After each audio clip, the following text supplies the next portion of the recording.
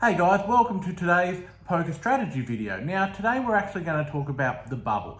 Now for those people that haven't played a lot of poker, what the bubble is if you've got a tournament of say 100 people and only 10 get paid, the bubble position is the 11th person. So it's the person that essentially popped the bubble for the cash prize. So now there's a few different strategies that we can play on the bubble, but there's three main ones that everybody talks about. There's obviously the aggressive position, the placid position, and the neutral position. Now, it all gonna depend on your chip stack to what is actually gonna work best for you, and also your table that you're sitting at. So for example, if you're sitting at a very aggressive table, it probably might not be the best solution to be aggressive back to them, especially if you've got a very small chip stack. So we will talk about the chip stack sizes first. So if you've got a small chip stack size and you're on the bubble, probably the best solution here is to play very placid. Obviously don't try and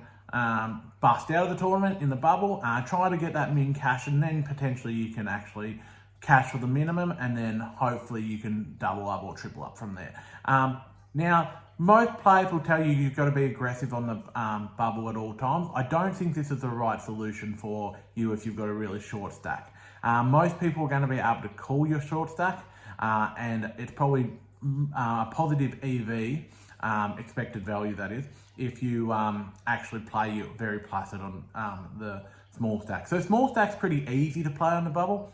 It's very easy. You just basically sit there and try to hope that someone else goes out, or if you do get pocket aces or pocket kings or something, you push and try and double up. You might bust out, but it's probably the best EV value for you. So now the biggest stack, so a large stack, is also quite easily to play on the bubble. So the best strategy for a big stack to play on the bubble is actually an aggressive strategy. So it's actually the opposite of the small stack. Now, you might wonder why I say that you should play aggressive style on a big stack. It's because you're going to find positions that are very profitable for you to actually win the tournament down the road, because a lot of people will be playing very tight on the bubble. They want to cash.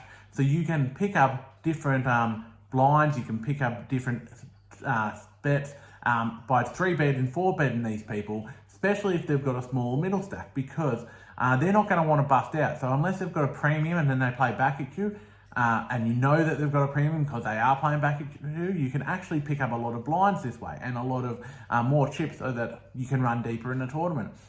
You can also take a very neutral position with a large stack. I don't think that is the correct way to play. I think that neutral is playing a very weak style of poker, same with being very placid when you've got a big stack, mind you, on the bubble. I think because there's just too much opportunity out there to actually steal these blinds and steal bets of people that are playing more passively.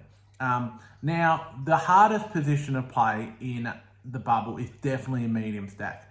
The problem that you got with a medium stack is if you do go against the bigger stacks, and you do try and be aggressive against them, they can knock you out of the tournament, and that's a negative EV for you.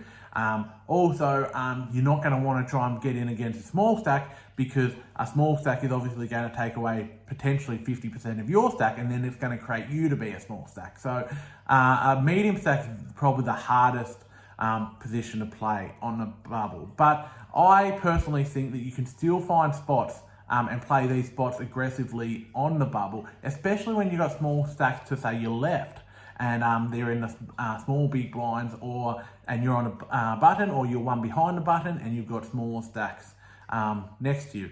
Especially if it gets folded around to you, there are positions that you can pick up that you need to get those extra chips.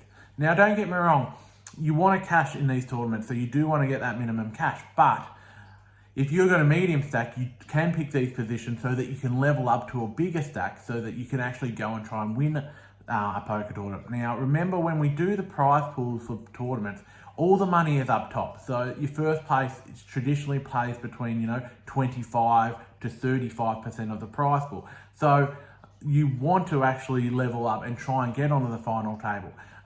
It can be very frustrating if you've got a middle stack and you play the button wrongly, and then after the cash, it's a bit of a feeding frenzy after the bubble, because people know they're minimum cash, and now everyone's trying to chip up. So if you can try and get those chips before the bubble bursts, you can actually put yourself in a really good position. But again, you don't want to be coming up against the bigger stacks or potentially even the small stacks. You want to really pick your spots and really be able to get those chips when they're available and when no one seems to have any interest in that pot whatsoever. So bubble play is very, very crucial to you cash and large. You need to know your position. You also need to know your table. Like I said earlier, if you've got a very aggressive table, that's going to make your bubble play a little bit different than if you've got a really placid table. If you've got a really placid table, even if with a medium stack and the big stacks aren't aggressive, you can be the aggressor. Just don't overcommit yourself to pots. Obviously, if you've got, say, 100,000, I wouldn't be putting any more than 25% of your my stack in that middle to try and get those blinds or get extra bets, because you can turn into a small stack very quickly. But bubble play, very, very difficult to learn, but very, very profitable if you do learn it. So that's everything I've got to talk about bubble play today.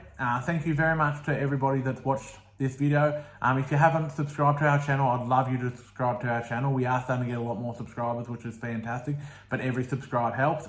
Also share this video with your friends, that would be fantastic. And like the video. Now, make a comment on the video, make your opinion if you want to share what your opinion on bubble play is, or some of the strategies that you employ on the bubble. That'd be fantastic. So again, we've got some videos up here of our channel. I'd love you to view them all. We've got some poker discussions, we've got some vlogs, and we've got an interview with one of our poker players. There will be a lot more of that coming through as well. So thank you again, guys, and I shall see you next time.